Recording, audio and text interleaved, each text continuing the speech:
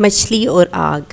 حضرت محبوب الہی خواجہ نظام الدین اولیاء رحمۃ اللہ علیہ فرماتے ہیں کہ ایک مرتبہ امیر المومنین حضرت عثمان غنی رضی اللہ تعالی عنہ بازار سے ایک مچھلی خرید کر لائے اور اس کو پکانا چاہا۔ ساری لکڑیاں خرچ کر دیں لیکن اس مچھلی پر آگ کا ذرا بھر بھی اثر نہ ہوا۔ آخر کار آپ رضی اللہ تعالی عنہ اس مچھلی کو حضور اکرم صلی اللہ علیہ وآلہ وسلم کی خدمت اقدس میں لے کر آئے اور سارا واقعہ بیان کیا۔ آپ صلی اللہ علیہ وآلہ وسلم نے مچھلی سے پوچھا کہ تجھ پر آگ کا اثر کیوں نہیں ہوتا؟ مچھلی نے عرض کیا کہ میں ایک روز دریا میں تھی، وہاں ایک جہاز پر کچھ تاجر درود شریف پڑھ رہے تھے، ان کی آواز میں نے سنی تو میں بھی درود شریف پڑھتی رہی، سو اللہ تعالیٰ نے اس درود شریف کی برکت سے آگ مجھ پر حرام کر دی۔